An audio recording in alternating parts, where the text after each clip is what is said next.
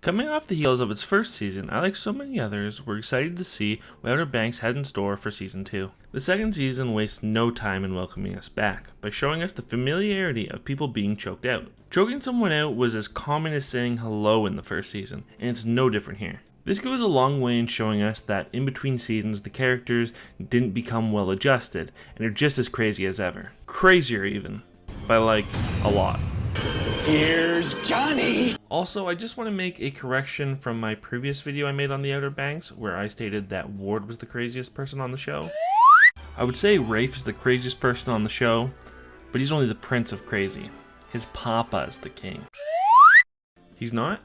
The show makes it very clear right away that Rafe is the craziest person, and it's not even close. I think we should kill them all. He officially gets the crown of crazy. Something kind of fun this season that wasn't in the first season is the fact that all throughout Season 2, the cars take a beating, even though most of the car destruction comes from some conveniences in the writing department. Seriously, engines are exploding left and right, cars are getting totaled. It's Carmageddon out there. But when we finally get into the meat of Season 2, well, it falls harder on its face than JJ did. Where Season 1 was a fast-paced thrill ride, Season 2 is anything but fast. The show tries to fool you into believing that it's fast-paced by introducing spectacle, creating the illusion of story progression.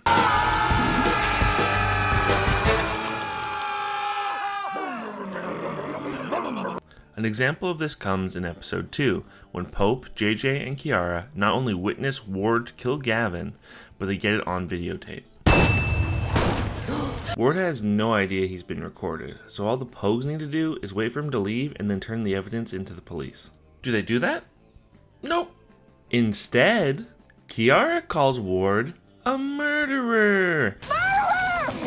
Alerting him to their presence and forcing them to run. In their hurried escape, Kiara steps on JJ's hand, which then causes him to kick Pope in the face, who then drops the camera and loses the evidence. Convenient. This is stupid. This scene makes Kiara look like an idiot, and is infuriating to watch as an audience member, because it's clear that the whole chain of events was done by the writers to buy themselves more time. If Kiara didn't say anything and they went unnoticed, that would mean that Ward would be caught in Episode 2 instead of Episode 6, and they still have a whole lot of season left. They have this scene to make it feel like the plot is progressing, but in reality, it's not moved at all. The first 6 episodes are the writers running in place, trying to whittle away some of the 10-episode runtime. The 3 biggest culprits in time wasting throughout the season are the entire Bahama Arc, JJ trying to bust John B out of jail, and the John B. Sarah Topper love triangle. The season starts off with John B and Sarah in the Bahamas on the run from the bounty on their heads, following the finale of the first season. The crux of the Bahama Arc is the heist that John B and Sarah need to pull off in order to steal the gold back from the Camerons. With the heist being a job too big for just the 2 of them, they need to call in the reinforcements.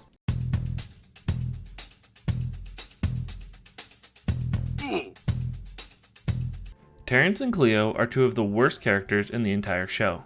Stubbs is alright. Terrence himself is really unlikable, constantly complaining and making disparaging comments whenever he's on screen. I knew I should have never listened to you. I also find myself disliking Cleo despite the show's obvious attempts to make her one of the gang. I'm sorry. The writers try to make her sympathetic to the audience by giving her a tragic backstory and shoehorning a personal connection with Sarah. Unfortunately, these attempts came across as incredibly superficial to me, with the majority of it being built upon the back of a single scene. I also find the tough guy act she puts on and the catchphrase she is constantly saying, Cheese on bread. Stop trying to make Cheese on bread. happen. It's not going to happen. to both be incredibly annoying. It doesn't help that I think her actor gives the worst performance of the show. Maybe. They call me Cleo. Relax, man. They say you kill a cop. Moving on from the poorly executed characters and onto the poorly executed story, for whatever reason, Sarah decides to include Terrence and his crew on the gold heist, and is willing to give them $30 million after they tried to turn them into the police on multiple occasions, abducted them, held them at gunpoint, and already betrayed them when they stole the boat after they were nearly trapped by the police. Why would Sarah think they wouldn't just ditch them and take all the gold for themselves? They even did something similar earlier when John B tried to buy their freedom. They took the gold and they were still going to turn them in and get the 50 grand. That is your rescue fee. But I want my bounty too. No, Terrence. No, that wasn't the deal. Terrence. Once the team is assembled and the heist begins, everything goes as planned, until it doesn't. They successfully steal the gold, but in the process, Rafe fires off a stray shot that hits Sarah in the abdomen. John B then takes Sarah to some washed-up not doctor, where he performs surgery to save her life, whilst the cops find out where Terrence has the gold and retake it for the Camerons. This is a massive waste of time, wallowing in the melodrama that comes from Sarah's fake-out death, and because the heist ultimately resulted in nothing. The Camerons still have the gold, John B is still wanted for murder, and no one has undergone any significant growth or change. Sarah's gun wound is ultimately pointless, as she is giggling like nothing happened as early as the next episode. And this is without actually going to see a doctor. As the season goes on, you'd be hard-pressed to remember that Sarah even got shot, given how she acts. This also brings light to a new issue throughout the season that I will touch on briefly before continuing on to the other time wasters. The characters of the show are mutants, as they possess the ability to shrug off severe injuries on the regular. In an attempt to create suspense, the show doles out wounds like candy, only to ignore any of the repercussions that should come along with them. They don't want said injuries to affect the story outside of the immediate artificial danger they present. Pope gets stung by bees and has a severe allergic reaction, only to be fine after a single shot. Once the adrenaline wears off, Pope should crash hard. Instead, he leads a mutiny. And then we come to the gator of it all. I got bit by a gator. Yes, John B was indeed bit by a gator. And if they didn't insist so much, John B got bit by a gator. you'd forget, because pretty soon, he's running around like nothing happened. He doesn't go to a hospital or anything, and by the time the season ends and he's stranded on a deserted island, I'm pretty sure John B forgot about it too. Let's hope that gator bite doesn't get infected. Lucky I got bit by an alligator. Another major time waster in season 2 is JJ trying to break John B out of prison. A plan that every character in the show calls a stupid idea. It's not as much about the favor as the general stupidity of the plan. JJ's master plan is for John B to fake appendicitis so that JJ can pick him up in a paramedic van that he stole from his cousin. Not only does this fail, but JJ trying to do it in the first place is dumb, as literally in the previous episode, John B willingly turns himself in so that nothing bad happens to his friends. JJ trying to break him out right away undercuts that decision. The timing is also bad in that John B hasn't even had his trial yet, and for all they know, John B could be found innocent. It seems like an even dumber plot point when we realize that John B is released at the beginning of the next episode anyway. The only thing this subplot accomplished was making JJ look stupid. You've come up with a lot of dumb ideas, but this might be the dumbest. Now, in the last video I made about Outer Banks, I made a prediction that Sarah might cheat on John B in the second season. Even though she never actually cheats on John B, a lot of time is devoted to the relationship drama that is created by the love triangle. This plotline starts off with John B and Sarah getting pretend married. Fast forward a little bit and John B is in jail, and Sarah is almost killed by Rafe, only to be saved last second by Topper. That's right, Topper re-enters the picture after being invisible up until this point in the season, with a single goal in mind: get Sarah back. When Topper drops off Sarah back with the Pogues, instead of being thankful that his girlfriend wasn't murdered, John B gets super jealous super quick. I guess I owe you one, Topper. And when Sarah won't tell Topper that she and John B got pretend married, he kicks up a real stink. John B then gets super horny for Ward's death, making Sarah think he's gone psycho or something. You think I want to miss this? After her father's fake death, Sarah promptly breaks up with John B. What happened to... I'd rather die than be without you. Sarah then chooses to spend all her time with nice guy Topper, even going to the bonfire hymn, where there's a series of increasing misunderstandings. Sarah and John B both see each other in compromising situations, not knowing that the other one is still actually holding a torch for them. This leads to a fist fight and more melodrama. After milking this for 2.5 episodes, they get back together and are in I can't live without you mode, while learning nothing along the way. You know what?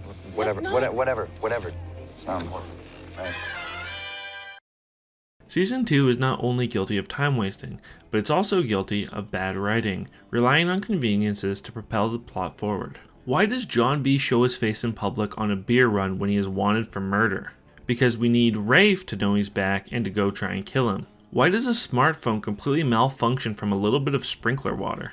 Because Ward is not allowed to know that it's John B in the Bahamas yet. Why does Pope randomly name drop John B and Sarah to a stranger? Because the stranger is Cleo and we need some reason for her to help the Pogues. Why does Topper never show up again after tracking Sarah's phone? Because he already showed Rafe where she is and is no longer needed for the plot. Why do they let Pope drive when he is not in full control of his faculties? Because the car needs to crash. The list goes on and on, with each little bit of bad writing adding up until the show becomes harder and harder to enjoy.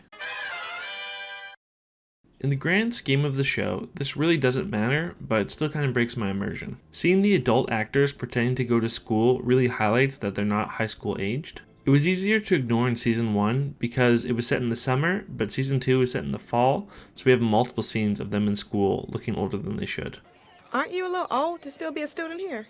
Nonsense. I am but 14, as are my 2 best friends. Having older actors play high school kids is pretty commonplace in media, but seeing them in school makes it harder to ignore and is like visually stamping them with a label saying not 17. Honestly, just stop showing them go to school and I'll be fine.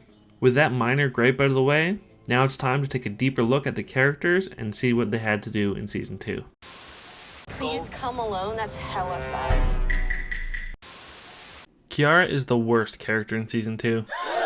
Everything she does is annoying or infuriating. She is quick to shovel blame onto others for things outside of their control. It was your fault. Oh, that was my fault. Yeah, it was your fault.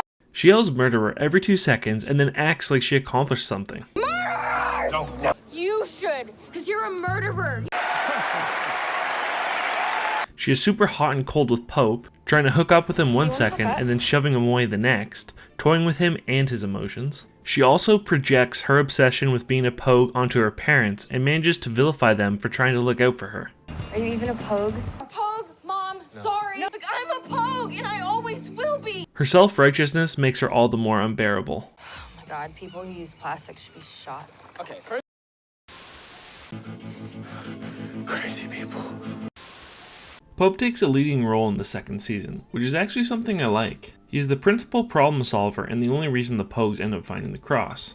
I also like how him being a descendant of Denmark Tanny gives him some personal stake in the treasure hunt, similar to how John B in finding his father did in the first season. That being said, the foreshadowing of his relationship with Tanny was a little heavy-handed. It's important to know your own history. Honestly though, I feel like he had a pretty good season. The time where people do shit to us and we just sit back and take it is over. John B wasn't very interesting this season, mostly because the storylines he was involved in sucked. The Bahama Arc and love triangle didn't give him much to work with, making it so that the only interesting character moment he has comes in the finale. After wishing Ward dead all season, except for that brief time when he actually thought he was dead, he has Ward at his mercy in the exact same position Ward had his father. Instead of killing Ward, he decides to be the bigger man and to spare him, abandoning his quest for revenge, knowing that he doesn't want to be like Ward. This is a great moment, but it is hurt a little bit by the fact that Ward didn't actually kill Big John, but whatever. Start? I don't feel so good. Pretty similar to John B as they share most of the same storylines. I find it a little strange though how throughout the season she kind of ping-pongs back and forth on how she feels about her dad. When he's alive and well, she hates him. But when she thinks he might be dead or go to jail, she loves him again. But she still does really weird little things like she did from the first season. One instance of this is when she decides to throw rocks at Topper's window instead of texting him with the phone he gave her. She's still rocking that creepy smile, but yeah, not much here. Hey, you need to relax. Can you have a little respect? Her dad just died. Her dad just died. Is he a nice guy or a creepy stalker? That's basically what Topper's character boils down to in season 2, as he is made irrelevant except to pine after Sarah. Natural Viagra. Okay, yeah. Really? Just one sniff and bam, it's hammer time.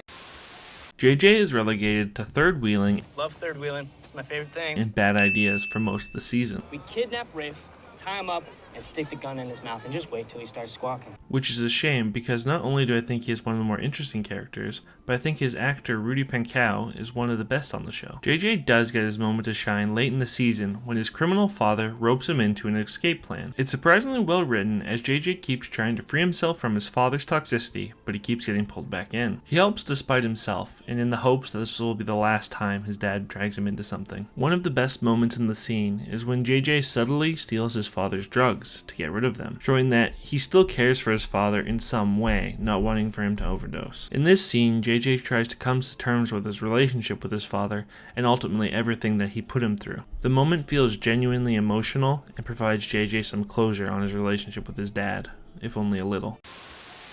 You gotta be kidding me. I mean, how is this happening? It's like this whole thing is a joke! Rafe comes out of the gates in Season 2 as Crazy McCrazy Man, adopting a kill-them-all mentality and going on rants about how killing is nature. Rose and Ward even talk about how Rafe has kind of been nuts since he was a kid, with Ward seemingly covering up his behavior for a while. Throughout the season, he tries to kill every single Pogue at different times, but in the finale, randomly has a change of heart for some reason, which is kinda weird. Rafe's relationship with his father is also at the forefront this season. He is constantly trying to make Ward proud of him and tries to be his reliable second hand. When he thinks his father is dead, he tries to step up and fill his role, even going so far as to cosplay as him. The similarities between the two are emphasized, with people even lying to them by saying they look similar. You look a lot like your father. So yeah, Season 2 Rafe is the craziest person around. Hopefully they don't try to make him have a redemption arc or anything. You're right! Ward's kill count rises from 3 to 4 with the death of Gavin, and goes back down once we find out that Big John is still alive somehow. Throughout the season, Ward keeps doubling down as he tries to keep the fantasy of his perfect life alive. He needs the gold because apparently his last name is actually Lannister. By the time Hurricane Agatha hit, we're in a financial hole, a deep one. Driving him to do some increasingly desperate things. The show does something a little weird after he fakes his death, asking the question, was Ward really all that bad? He deserved it, right? Ward wasn't, perfect. To which the answer should be a resounding yes. Throughout the season, he has to try and come to grips with the fact that he can't have it all. He is ultimately forced to choose between Rafe and Sarah, and in the end chooses Rafe, because that's the option with the rest of his family, all the money, and not going to jail for life. He caps off his decision with some father-daughter bonding time, saying his farewells in the most Outer Banksian way possible. What do I do?